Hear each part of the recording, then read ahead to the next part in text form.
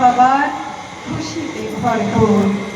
শারদ মানে দুর্গা পূজা, আনন্দ উল্লাস, মধুর বাতাস দেয় ছড়িয়ে শিউলি ফুলের বাস। শরৎ মানে দুর্গা পূজা, দোলায় মাথায় হাঁস।